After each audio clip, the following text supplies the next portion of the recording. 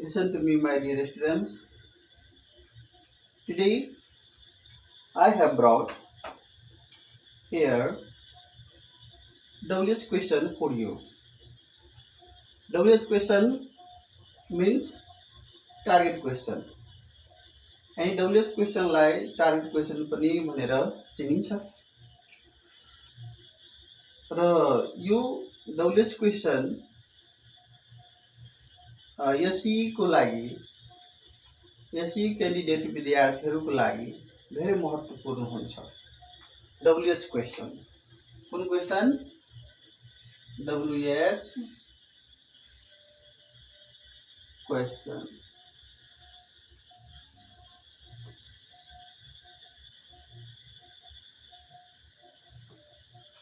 WH क्वेसनलाई target question पनि भनिन्छ। कुन क्वेसन? Target question.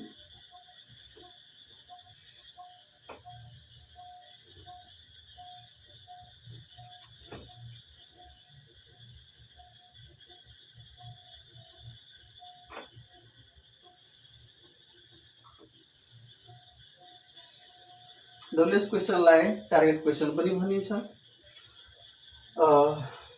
यो अति महत्त्वपूर्ण हुन्छ। 6 क्लासको विद्यार्थीलाई, 7 क्लासको विद्यार्थीलाई, 8 क्लासको विद्यार्थीलाई, 9 क्लासको विद्यार्थीलाई, 10 क्लासको विद्यार्थीलाई र त्योभन्दा माथिको विद्यार्थीलाई पनि यो WH क्वेसन अति इम्पोर्टेन्ट रहन्छ।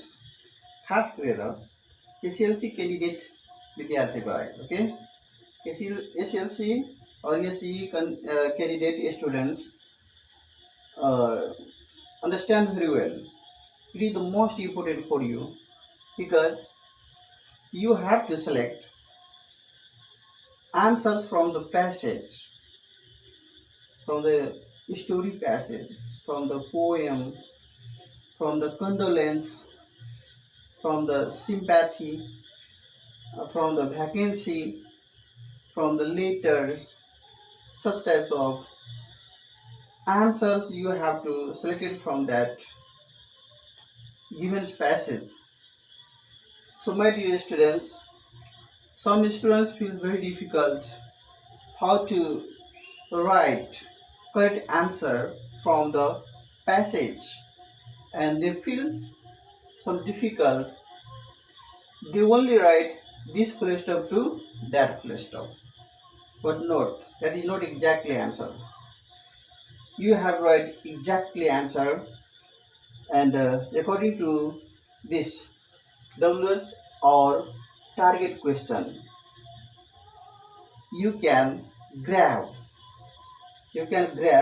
such answer, and you can write very well, and you feel very easily when you understood very well, when you understand very well the questions. So my dear students, let's start WH question. मनमा त उठेको होला कि WH question भन्छ कसलाई? त लेखौँ, open your copy, write.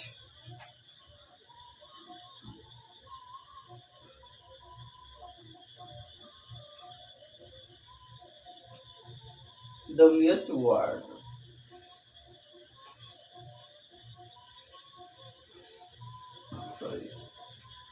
WH question.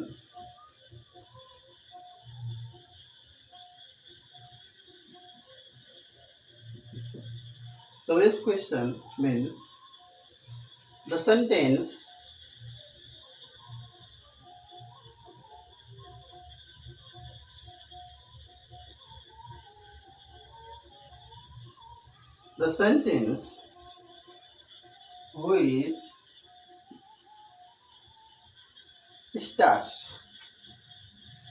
which starts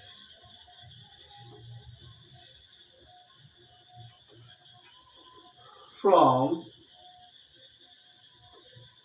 WH word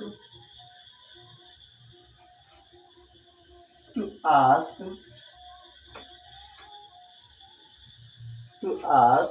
something. Okay, listen to me, my dear students. How do you define WH question? WH question definition. The sentence which starts from WH word to ask something. अनि जुन वाक्य WH बाट सुरुवात रहन्छ है, WH वर्डबाट सुरुवात रहन्छ, WH वर्डबाट सुरुवात रहन्छ र त्यो सेन्टेन्सले केही सोध्नमा प्रयोग गर्छ, केही खोज्न केही सोध्न यसरी प्रयोग गर्छ, त्यस्ता सेन्टेन्सलाई के भनिन्छ त WH sentence or WH question भनिन्छ.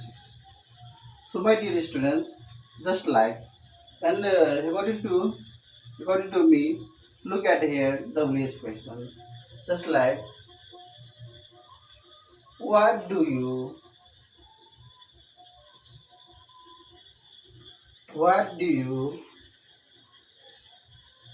eat today? What do you eat today? Okay, what do you eat today?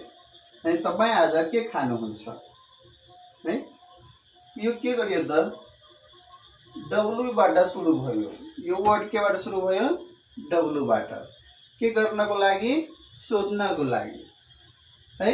जस्तो कि what do you eat today, अनि तपाई आज के खानुहुन्छ. अनि यस्तो फर्ममा जाँदाखेरि यो के भयो त एउटा सेन्टेन्स भयो. यो कुन सेन्टेन्स भयो त, इन्टरोगेटिभ सेन्टेन्स. कुन सेन्टेन्स भयो, इन्टरोगेटिभ सेन्टेन्स.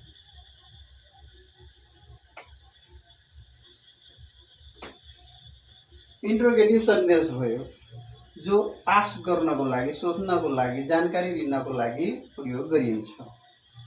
र यसबाट पनि जिज्ञासा भएको लागि यसबाट के हुन्छ, अनि यसबाट पनि क्वेसन गरिन्छ. यच लेटर लागेको वर्डबाट, जस्तो कि how many pencils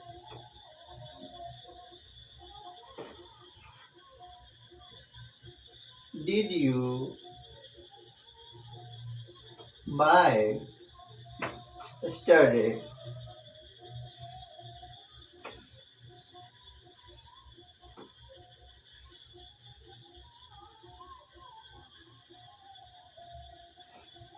Look, this sentence has been started through H.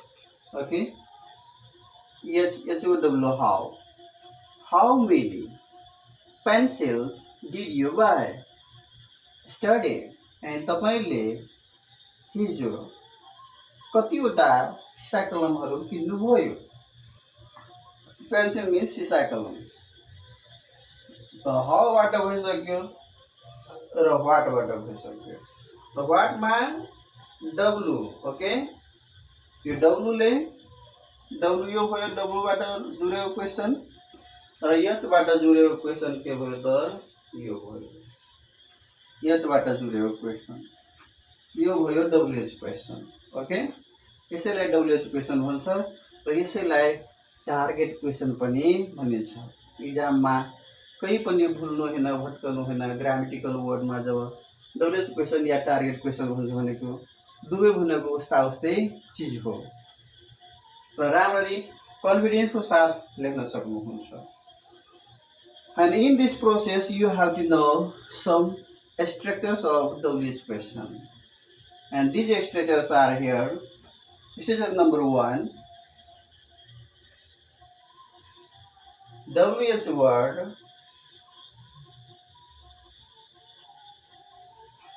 plus auxiliary verb plus subject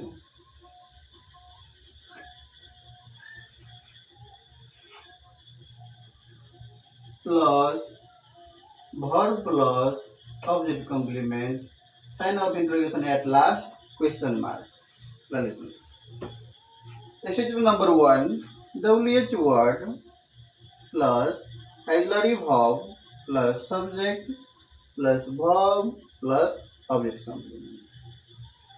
अब यसको फर्मुला यो स्ट्रक्चर अनुसार तपाई लाई इक्जाम्पल दिँदैछु, जस्तो कि यही भइसक्यो,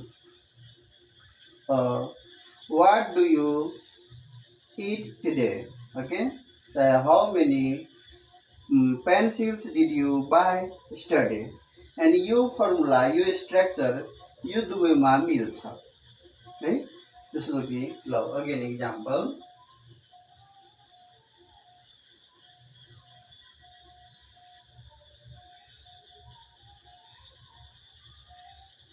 how many bottles did you break yesterday?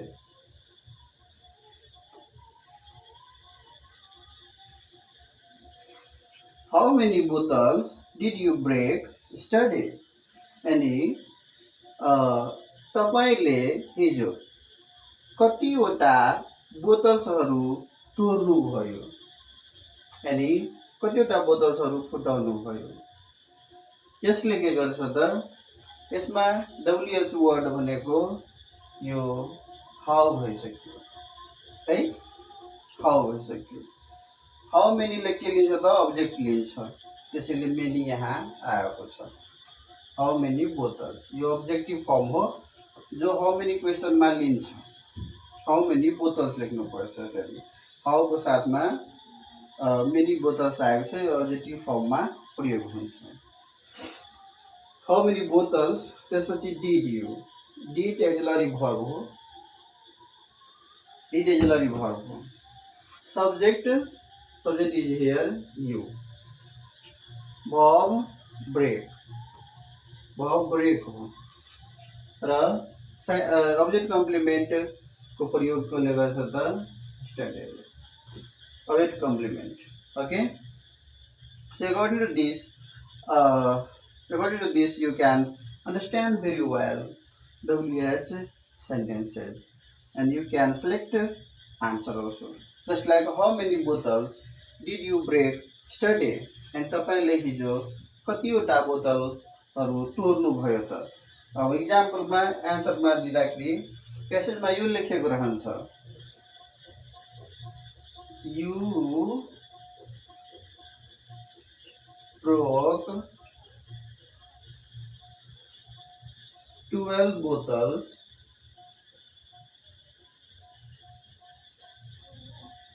yesterday.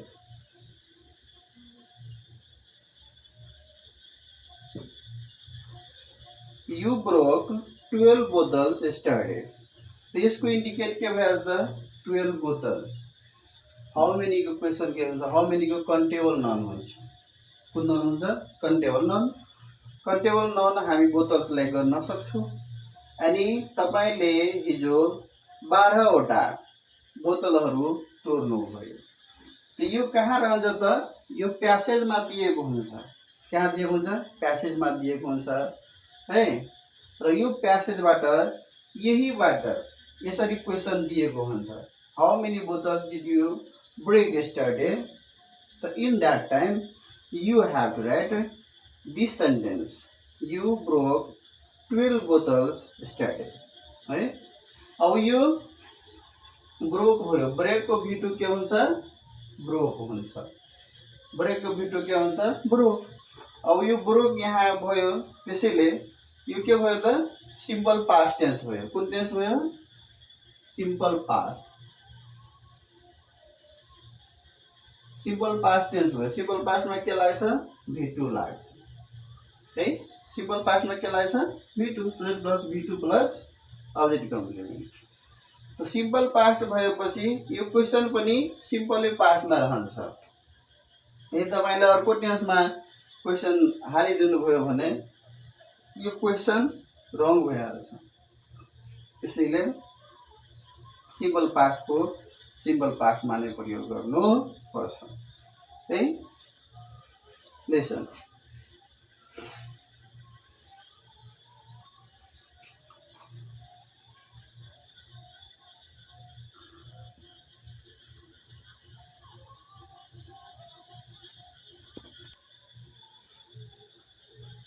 Listen to me. Now structure number 2.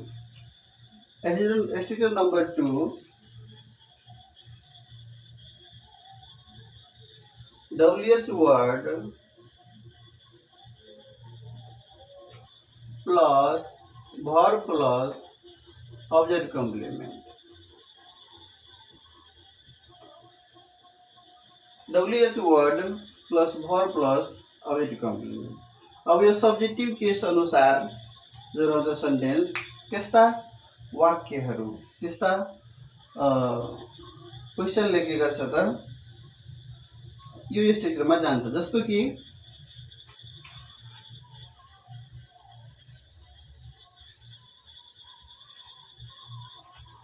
who bought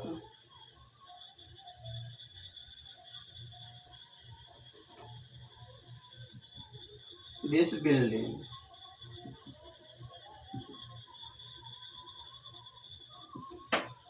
Who bought this building? Okay. अब यसमा हेरौँ WH वर्ड भनेको यो who भइसक्यो, verb भनेको bought भइसक्यो, verb is bought here, bought is verb here, and object complement this building. Who bought this building? यो building यो मकान कसले किन्नु भयो है। यसरी यसरी नै के गर्छ त्यसलाई प्रमाणित गरिन्छ। जस्तो कि यसमा रमेश bought this building.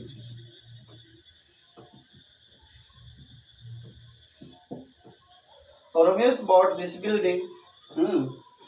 तो यो पनि के भयो त सिम्पल पास्ट टेन्स, यो पनि सिम्पल पास्ट टेन्समा छ। रमेशले यो बिल्डिङ के गर्यो त किन्यो। तो हु क्वेसनको सब्जेक्टिभ केस इन्डिकेसन हुन्छ, सब्जेक्टिभ केस। र यस्तो डाइरेक्ट फर्ममा यसरी फर्मुला प्रयोग हुन्छ, यसरी स्ट्रक्चर प्रयोग हुन्छ।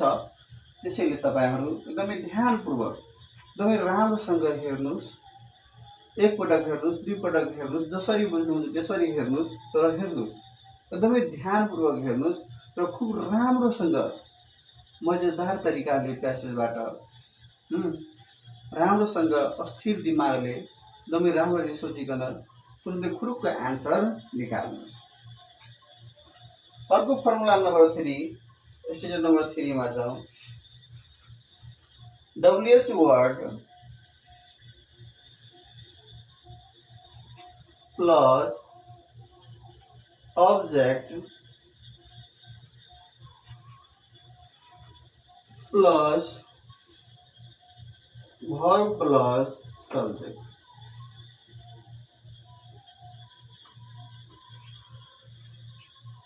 Procedure number 3, WH word plus object plus verb plus subject. अनि स्टेज नम्बर 3 छ। अनि यसमा जस्तो कि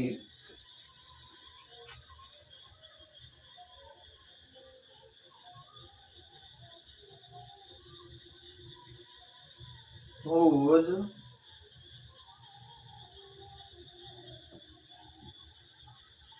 building is this? Whose building is this? है। अब जस्तो कि यहाँ हेर्दाखेरि this is Ramesh building.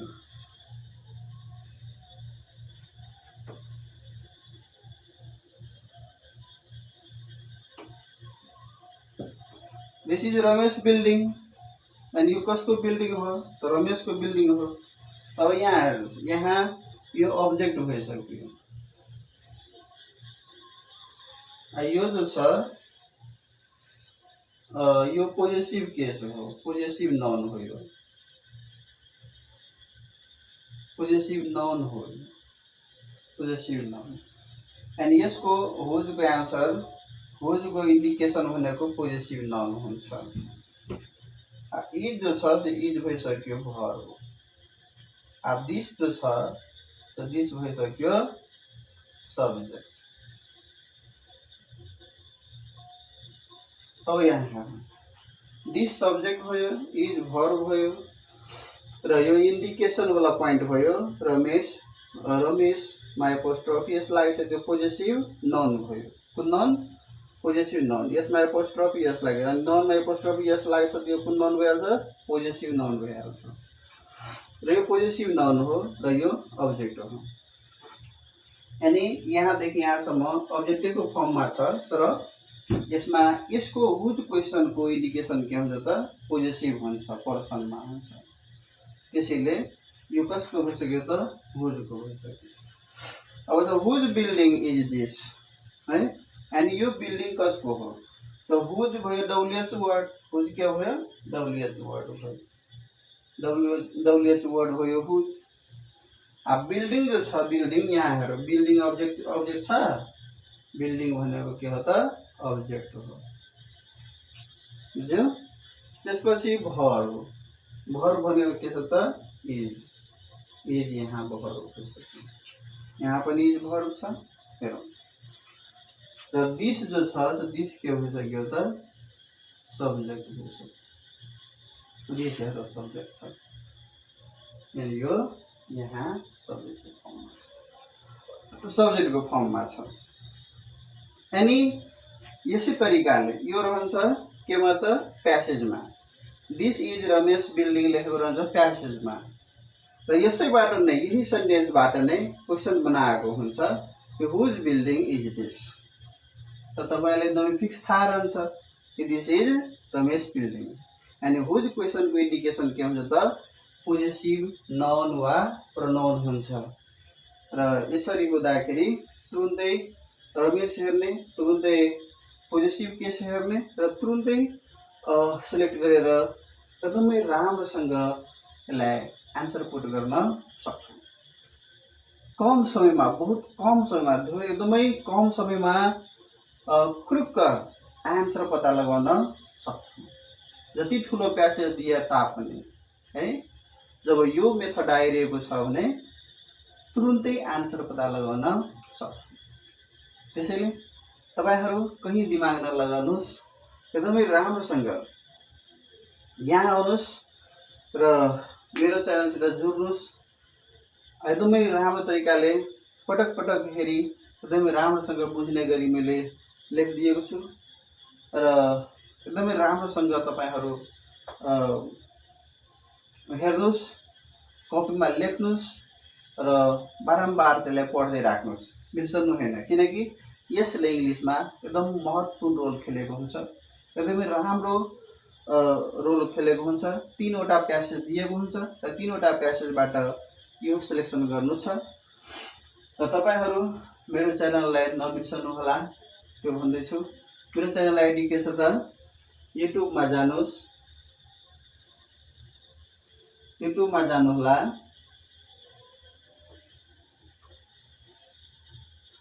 युट्युबमा जानुहोला, होम पेजमा।